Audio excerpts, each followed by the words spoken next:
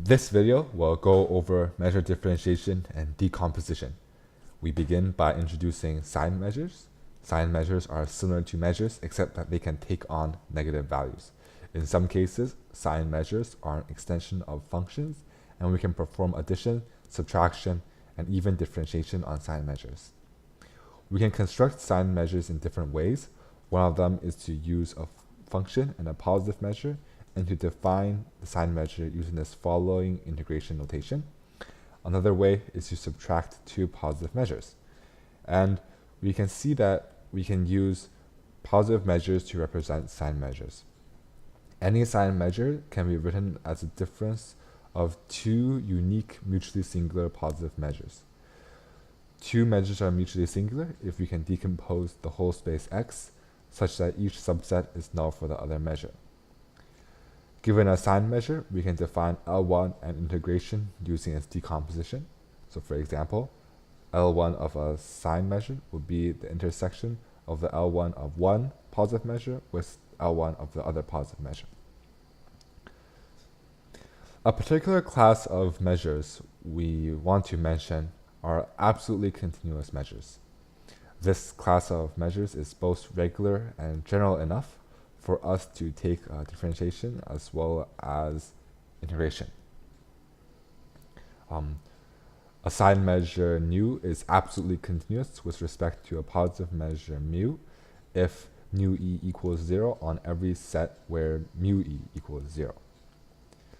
This implies that nu can be represented by mu, which is proven by the famous Lebesgue-Nikodym theorem, a theorem that states that every sign measure can be decomposed into a measure absolutely continuous to mu and a measure mutually singular to mu. We can also find a unique function f that satisfies this following property, which is basically saying that we can represent nu using mu, and in the specific case where nu is already absolutely continuous with respect to mu, then f will just become the derivative of nu with respect to mu. We will outline the key ideas behind the proof of the Lebesgue-Nikodym theorem. The full details can be found in the attached PDF below. And we start off with the case where mu and nu are both finite positive measures. If this function defined in the theorem exists, then we know that the candidates for the functions are the ones that fulfill this following inequality, and the function itself has to equal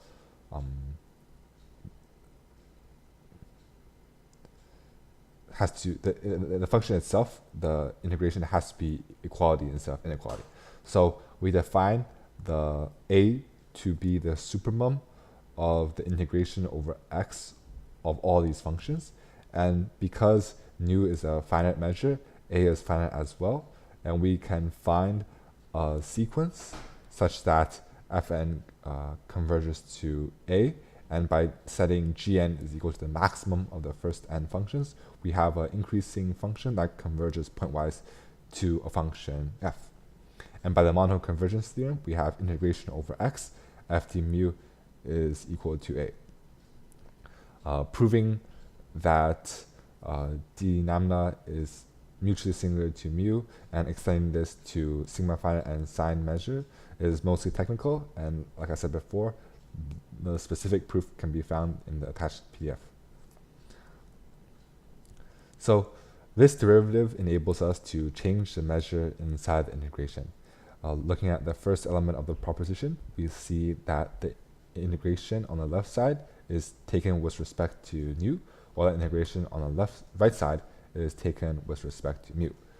This is similar to the transformation that we are familiar with in Riemann calculus, but note that this is an extension, and it no longer requires no longer requires xu to be differentiable. And like I said before, this is not limited only to R. We can apply this in a lot of different cases. This ability to change the measure is a key strength of the Lebesgue-Nikodym theorem.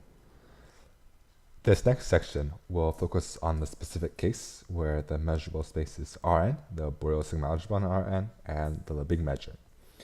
On this metric space, we can define the pointwise derivative of a sine or complex measure in the following manner, knowing that this is an extension of the derivative in Riemann calculus, as well as an ARfx as the average value of f over a ball of radius r. We say a measurable function is locally integrable if it is finite for all compact sets. When a function f is locally integrable, we can ensure that ARfx is measurable and that the function fulfills the maximal theorem. This theorem is a lemma that will be used to prove the fundamental differentiation theorem. I will not go over the proof of the maximum theorem, but a basic outline is written below, and as always, the detailed proof is on the attached PDF. The first fundamental differentiation theorem states that for any locally integrable function, the limit of the average value of the functions approach f at almost every point. To prove this, note that this is simple for continuous functions, and that for every function in L1, there exists a continuous function such that the integration of their differences can be infinitely small. We can rewrite the difference between the limit of ARfx and fx by incorporating the continuous functions, and by using the maximum theorem, we can prove that the measure of the points that do not satisfy the property in this theorem is infinitely small. The second fundamental differentiation theorem is the extension of the first, as we can now add absolute values inside the integration and still see that this property holds. We prove this by applying the first fundamental differentiation theorem to functions of type GCX defined here. The remainder of the proof is mostly technical, and these two differentiation theorems show that locally integrable functions are mostly regular and generally nice, and this is not a conclusion that we can come to in Riemann calculus, as we are unable to ignore the null sets on which these properties do not hold. The final differentiation theorem is again another extension, but this time from balls to family that shrinks nicely. A family shrinks nicely if it can be contained by balls and its measure is greater than the measure of the ball after multiplying by a certain constant. This extension is easy to prove, since the relationship between the families that shrink nicely and the balls have already been established. We return to an analysis of the relationship between functions and measures. This theorem demonstrates the relationship between regular Borel measures and the function in its Lebesgue Radon Nikodym representation. Since we are able to come to a more conclusions using measure theory, basically by using measure theory, we can come to more conclusions. By establishing this relationship, we can extend these conclusions to functions as well. The proof of this theorem is similar to the proof of the Radon-Nikodym theorem, but we focus on proving that lambda ER over m, the big measure of ER, approaches 0 as R approaches 0 as well. This section will cover bounded variation, a property that exists on functions in R1. Before examining this property, we first consider increasing functions. Increasing functions possess several useful properties as outlined in this following theorem. Although the second part of the theorem is easy to prove by projecting the function onto the y-axis, the first part can be difficult if we only use the properties of functions. Based on our understanding thus far of measure theory, our goal, as always, is to extend this problem to a measure, prove it on the measure, and extend it back to our function. Like always, we construct a measure in this following manner.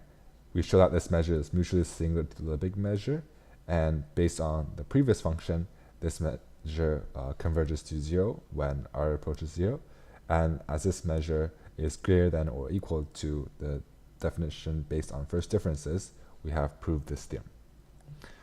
Although increasing is a very desirable property, we are not always given the luxury of dealing with increasing functions. Thus, we focus on functions of bounded variation, a property that is general and sufficient enough in most cases.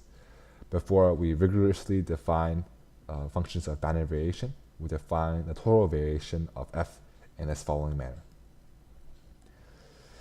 Given the total variation, we say that a function is of bounded variation if the total variation is bounded.